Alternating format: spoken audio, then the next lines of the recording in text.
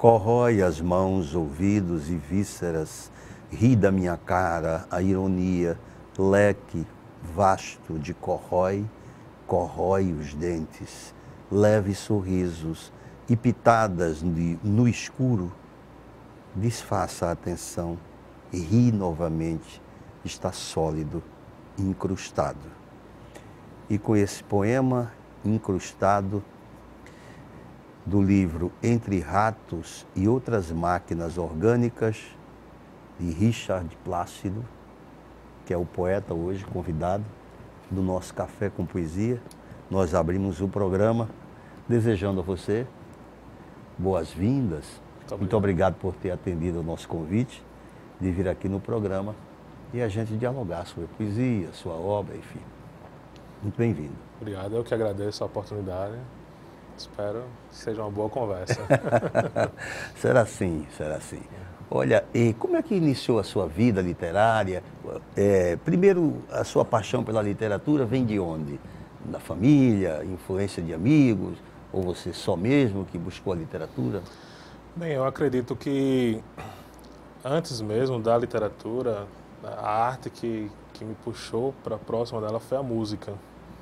Então, desde criança, que eu gosto muito de música, e aí eu não conhecia muito a poesia. Até acreditava que música não era poesia. E depois de um tempo, quando eu percebi que letra de música era poesia, ou a maioria delas, ou boas letras de música, aí eu comecei a me perceber dentro da literatura. Eu acho muito interessante essa discussão e foi ótimo você ter tocado nisso, porque você foi atraído primeiro pela música, né? Música. Então, sempre se tem assim aquela discussão. A letra de música é poesia? Qual é a diferença que existe entre uma letra de música e um poema? O pessoal se bate muito em cima disso, né? Existem algumas diferenças, né? Geralmente a letra de música, ela pode ser feita antes ou depois da melodia. Então, às vezes a letra de música ela tem um propósito de se adequar àquela melodia. Só que um poema, ele pode ser musicado, e aí seria a melodia se adequando ao poema. Entendi perfeitamente. Então, aí essa talvez seja a grande diferença. Mas se a gente pegar o texto, a letra de música e lê-lo como poesia, é poesia. Né? Agora, claro que depende da qualidade da poesia e tudo, mas... Uma coisa que eu queria, outra coisa interessante seria assim, o seu caminho na literatura, você houve influência, foi na escola, foi em casa, como é que foi? Que surgiu isso? Foi na faculdade de letras, para falar a verdade, assim, foi um pouco tardio, digamos. Porque eu tenho 30 anos agora e entrei no curso há 3 anos. E só lá, antes eu lia várias coisas de literatura, mas eram literaturas mais populares, assim, pop, digamos, né? Aqueles best-sellers ou ficção científica, nada muito ligado à literatura, digamos, o cânone ou a poesia, esses gêneros mais consagrados. Né? E quando eu cheguei na faculdade de letras, e aí eles me apresentaram aquele leque de autores, de autoras, então me apaixonei, né? Eu já queria conhecer, mas e aí eu me envolvi muito. Hoje eu estou praticamente totalmente envolvido na literatura, tanto na escrita literária como no estudo da literatura. Você faz curso de letras na universidade?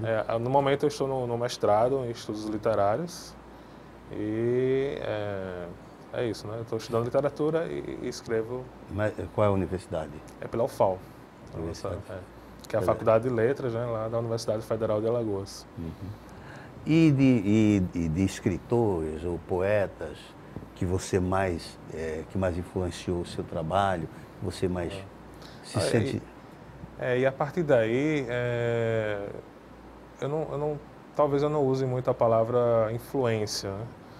Claro que há os Cães, Graciliano, Drummond, mas eu gosto mais de pensar nos escritores e nas escritoras que estão próximos de mim de alguma forma. Tanto em loco, aqui mesmo, mas como dialogando também, ou seja pela internet ou pelos seus livros.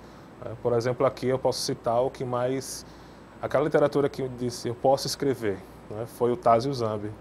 Quando eu li Retráteis, um livro de contos dele, que foi pelo Prêmio Lego, o Prêmio Lego era um prêmio da UFAL, da Faculdade de Letras, e eu vi aquela narrativa totalmente densa, curta, que com poucas palavras, fragmentada, falava, tinha um universo imenso ali, é até difícil de ler, tendo que ler algumas vezes para entender. Eu percebi assim que o meu texto, eu tinha alguns problemas, digamos, que era muito fragmentado, e eu via que eu não precisava escrever tão redondo, que existiam escritos, existia literatura que dialogava um pouco com a minha. Claro, obviamente que a dele muito superior, assim, mas a partir dele, digamos, foi que eu comecei a pensar que eu poderia escrever. E tem o Reuben da Rocha também, que é um poeta que do Maranhão, mas mora em São Paulo também, o Ricardo Aleixo. E também tem o pessoal que eu participo do grupo do Elisa, né, que são alguns amigos, escritores, que também dialogam bastante assim, comigo e eu dialogo com eles. Então eu prefiro ter por perto essas amizades e diálogos do que pensar nas influências, porque todos nós somos influenciados por Graciliano, Drummond, Machado. Acho que de certa forma quem escreve ou não, mas que leu a literatura dessas pessoas, elas são influenciadas, né? Uhum. E então você participou da publicação do seu primeiro livro, de um edital que foi o edital de novos escritores, foi? Como foi? Em 2015, a imprensa oficial Graciliano Ramos, ela publicou um edital que a sigla é PICL, Programa de Incentivo à Cultura Literária. É um programa em que eles divulgam o edital, a gente inscreve nossos textos, eles passam por uma avaliação e aí eles divulgam o resultado. Em 2015 foram 19 selecionados, foram escritos 97 livros, né? 97 obras foram escritas e 19 selecionadas. Mas aí não tem uma diferença, não tem assim novos escritores. Por exemplo, o Disseu Lindoso, ele também publicou agora. Então, na primeira leva foram 5 escritores, né? E entre eles, eu e o Disseu Lindoso. Então, para você ver assim, por exemplo, eu tenho 30 anos e ele já tem uma carreira, né, bem sólida, né? Então, não são novos escritores, mas é um programa para incentivar a literatura aqui em Alagoas. Muito bem. E o livro que você lançou, este livro aqui, Isso. essa obra, que é uma obra que já, então, o que você lançou está com quanto tempo? Fui selecionado em 2015, mas foi lançado agora em maio de 2016. Eles demoram um tempo para poder... Se quiser, quem quiser adquirir o seu livro, como faz? Olha, eu tenho o livro ainda, alguns para vender, mas podem achar na Livraria Leitura, algumas bancas de jornais, na Ponta Verde, Pajuçara, e também, não sei se chegou ainda, mas deve ter na Edufal, lá na editora da UFAL, lá em cima, né? Da universidade, Isso, né? da universidade. E eu acho que na própria gráfica lá, Graciliano, será? A Graciliano, ela não, por enquanto, não está vendendo os livros. Eles estavam organizando o site, depois a gente pode comprar pelo site, mas parece que eles não estão vendendo. Mas se colocar Richard Plácido no Facebook, vão me encontrar, podem entrar em contato. Faço questão de tentar entregar. Fora do estado também, já entreguei alguns livros fora do estado. Então, tem só um acréscimozinho para conta dos Correios, né? Mas não é problema. E na Livraria Leitura, com certeza lá tem. Lá tem, né? Você falou desse movimento, desse encontro de escritores, que está na casa de um amigo meu, que é seu amigo também, mas uma pessoa muito dedicada, devotada à literatura, que é o Rosalvo, né? Vocês têm esse encontro lá. Muito interessante, você estava conversando. Eu achei interessante esse ponto. Eu participo, digamos, de 2 grupos, né? Tem esse grupo que não é bem um grupo formado, mas são pessoas que o Rosalvo, um poeta daqui de Alagoas, né, que tem um interesse muito grande pela literatura, E aí ele me convidou, e convidou também a minha esposa, que também é escritora, e a gente vai uma vez por mês lá, aos sábados, conversar com o Rosalvo e com outros amigos, como o Carlos Alberto Moliterno. Né? E é bem interessante, porque conversa sobre literatura, mas também conversa sobre outras coisas, né? Cultura em geral. E esse contato com o Rosalvo, com alguém que começou muito cedo, lá nos anos 70, anos 80, a publicar, a tentar firmar o seu espaço aqui, né? E ele passar essa experiência para quem está começando agora, como eu, é muito valioso, assim, né? Então essa troca, essa convivência, eu acho importantíssima, assim, né? Retomando, acho isso mais importante do que, digamos, as influências canônicas, entendeu? Uhum, Acho claro. bem mais interessante. Sem dúvida. E você a produção, como é que está? Está produzindo, está escrevendo? A gente continua escrevendo. E o outro grupo, é um grupo, digamos, um pouco menor, né? É o Elisa. Né? A gente se reúne, conversa, né, sobre nossos textos. E aí é muito interessante porque a gente sempre leva novas produções nossas. São 4 pessoas. Eu, Felipe Benício, Luiz Felipe e Amanda Prado. Então eu escrevo um poema ontem. Aí no próximo sábado a gente se reúne, eu levo meu poema, cada um dá uma opinião, faz sua leitura. Então dá uma certa vontade de continuar escrevendo, porque há esse contato, há para quem mostrar. Porque geralmente o escritor ele não tem muito para quem mostrar. Geralmente nós somos escritores que vamos guardando nossos textos na gaveta. E ter um grupo que a gente possa dialogar francamente sobre nossos textos, aí eu consigo produzir um pouco mais por conta disso. Entendeu? Entendi. Eu, até você falando nisso, agora no mês de agosto, final de agosto e setembro, vai haver esse encontro aqui todo ano, que é a Festa Literária de Marechal Deodoro. Chama-se Flimar. E essa festa literária já está no 7º ano, 7ª edição. Né? Então é um encontro que lá tem escritores, poetas, artistas de um modo geral. Este ano está sendo homenageado lá a Nise da Silveira, alagoana, psiquiatra. Né? Sim, saiu o filme dela agora há pouco tempo, a biografia. Exatamente. E o Fagner, que ele sempre faz homenagem a uma pessoa que já não está mais entre nós e um outro artista que está divulgando o seu trabalho. Geralmente eles colocam um músico, né? Então já teve homenagem para Djavan, já homenageou também o Nando Cordel, e aí este ano é o Fagner. E a gente aqui convida o público, telespectador, pessoal das universidades, as escolas, enfim. Inclusive vai ter transporte, até transporte gratuito, para ir para lá, o trajeto para Marechal Deodoro e tal. E vai ter isso divulgado com uma ampla programação, mas é um encontro e é uma feira literária que nós aqui, sempre todo ano nós estamos lá presentes. Né? Então você também está convidado. Muito obrigado. E leva o grupo para lá, o do Elisa, e o nome do outro grupo como é? O do Rosalvo, acho que Amigos do Rosalvo, talvez. Estou inaugurando um nome agora. Elisa, o que quer dizer? É bem simples, encontros sabatínicos, não lembro bem, mas tem a ver com encontros aos sábados. Uhum. E a gente viu que formou esse nome, Elisa, né? E aí tem esse nome feminino que é interessante também para a gente, a questão do feminismo, tudo, né? Não escolher só os nomes de homens, siglas ou nomes de homem, né? Então o Elisa ou a Elisa se transformou nesse ser. Né? Inclusive a gente publicou alguns poemas, a gente faz alguns poemas também conjuntamente. Tem um processo. Coisa interessante. Como é que é feito isso? Tem um grupo lá da França chamado Olipô, um grupo bem antigo, e eles fazem uma escrita, eu não lembro bem o nome, mas é uma escrita que você é forçado a fazer algumas coisas. Tipo, tem um que fez um romance sem colocar a letra E no romance inteiro, então você não vai achar a letra E no romance dele.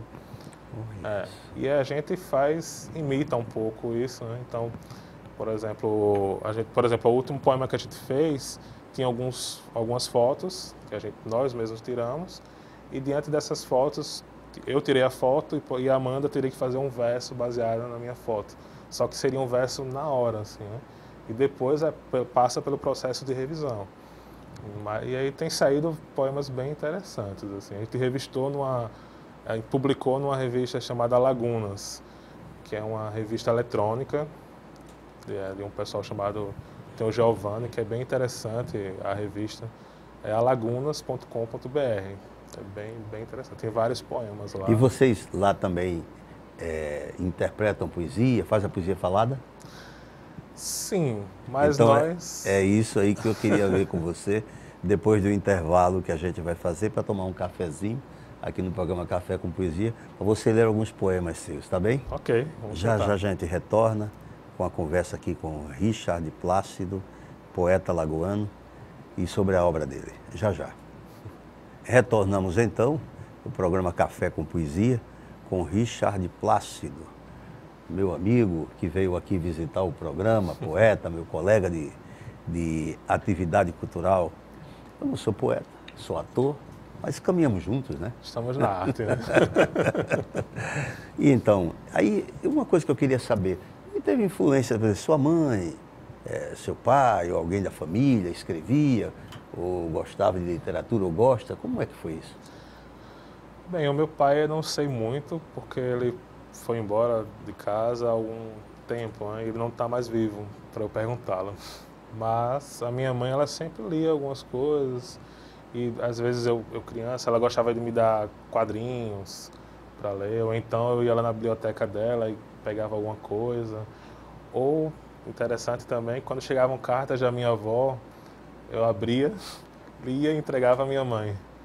Então ela já achava meio curioso, né? Essa coisa de eu ser um pouco curioso, um pouco leitor, meio... Eu li e eu gostava de catalogar os quadrinhos na parede. Então tem algumas coisas na infância porque acho que qualquer escritor ou fazer artístico, né, a gente tem que primeiro gostar de consumir aquele fazer artístico, né? Então eu gostava muito de ler e sempre gostei de ler. E estou tentando ler o quanto posso ainda. Né? É interessante isso que você falou de cartas, né? Cartas, realmente existia aquele lado mais romântico, né? O que é que vem aí nessa carta, né? É verdade. O que é que tem? Nunca mais eu recebi uma carta assim dos Correios, né? É mesmo. Só cobrança. Agora é tudo extrato bancário. E-mail, viu? E-mail, WhatsApp e tal. Aí você... do WhatsApp até que é quando a gente vivia do telefone pendurado. Alô, como vai? Facilita a comunicação. Facilita a comunicação. E o pessoal está escrevendo errado, mas escreve. Mas eu sinto falta dessa comunicação mais analógica, né? Menos tecnológica. É verdade. Quando você escreve seus poemas, você escreve com a caneta ou vai lá para o computador e tal? Digamos que eu sou a moda antiga. Né? Do grupo do Elisa, eu acho que eu sou o único que escreve à mão. A Amanda Prado até comenta, porque ela sempre produz no computador. E eu não consigo produzir, até produzir algumas coisas ultimamente direto do computador. Mas geralmente eu não consigo. Eu tenho que pegar o lápis ou a caneta e o papel e escrever à mão. Eu gosto de sentir a dor da escrita mesmo à mão.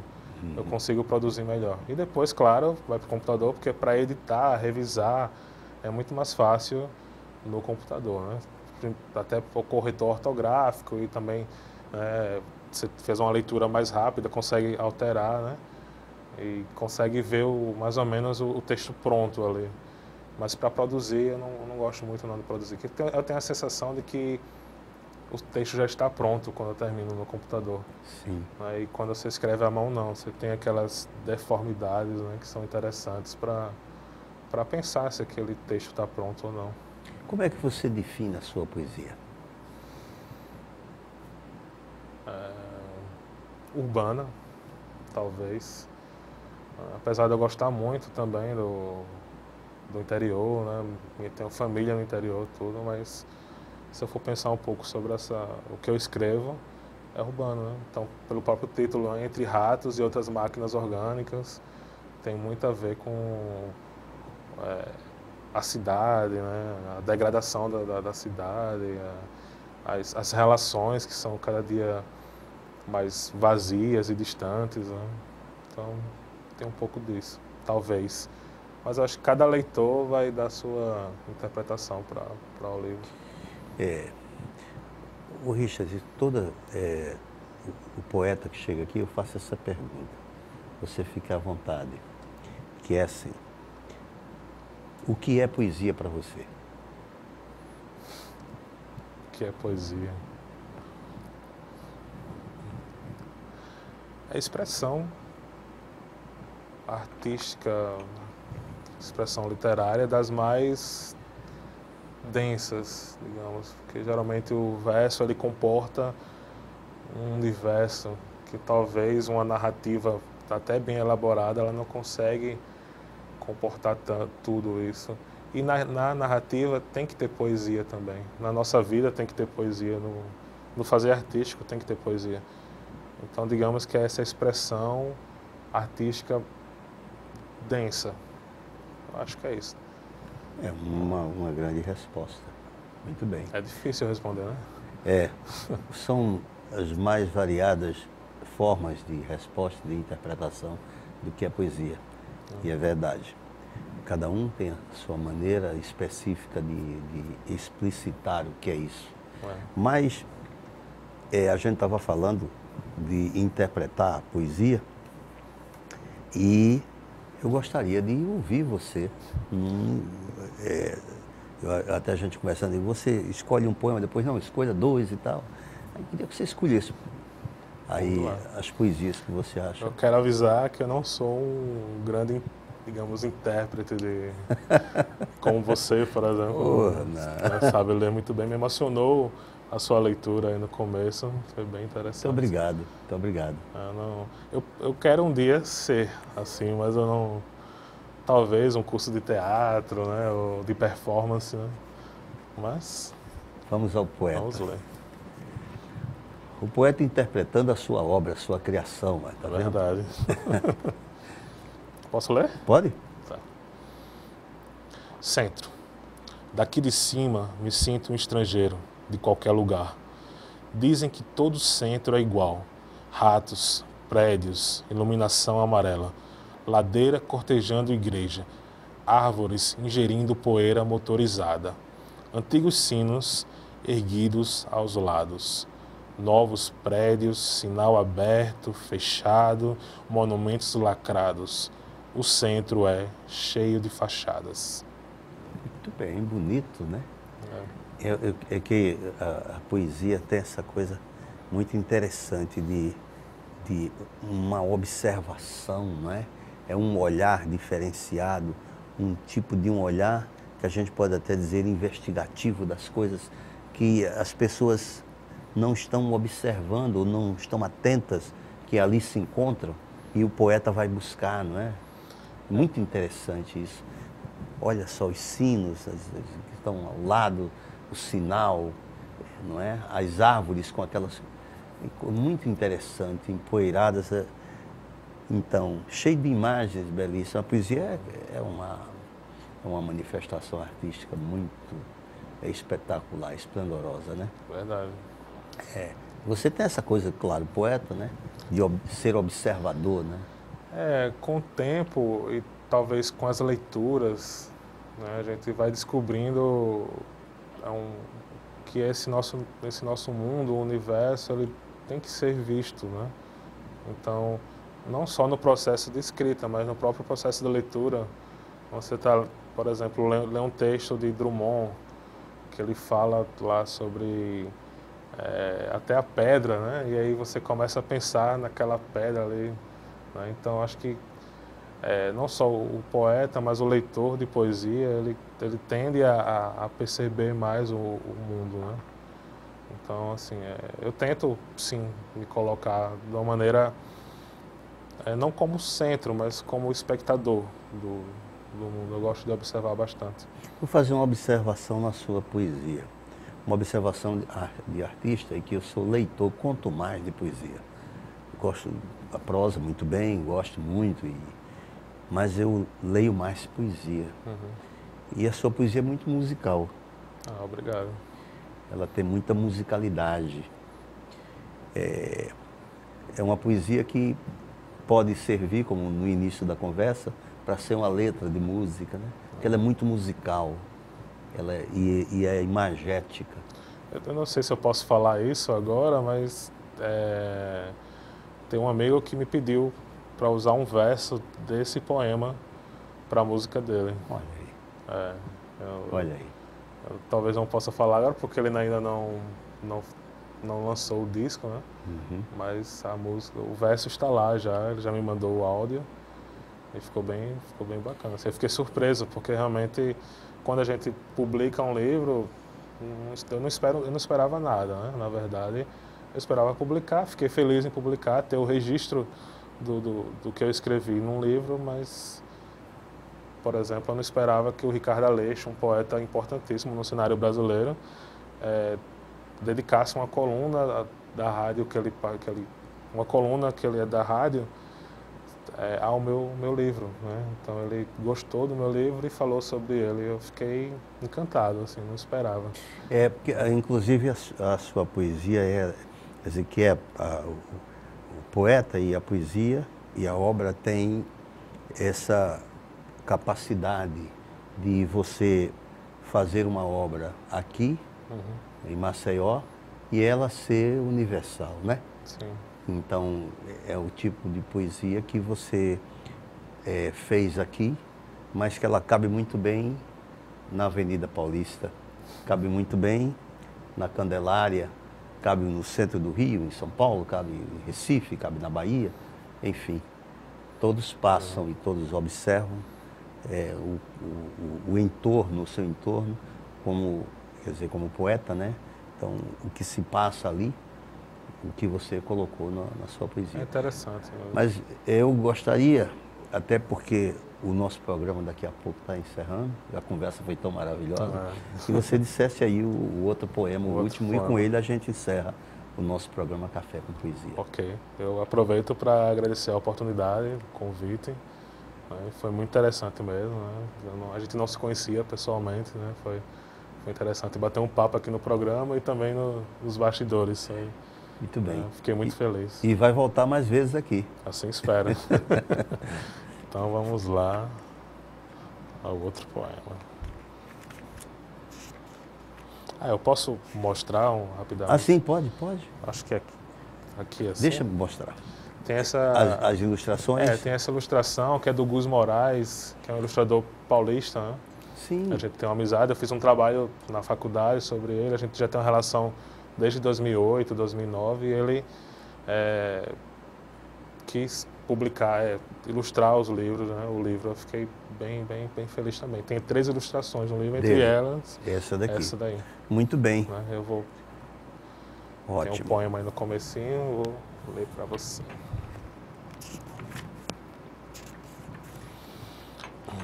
Posso ler, né? Sim.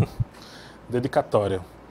Dedico estes versos à criança com o rato na boca, aos últimos guinchos do bichano mordido nos flancos, ao pássaro falso, ao vermelho que mata a sede. Amém. E com esse poema a gente encerra o programa Café com Poesia de hoje. Voltamos na próxima semana. Muito obrigado pela sua teleaudiência e até o nosso próximo encontro.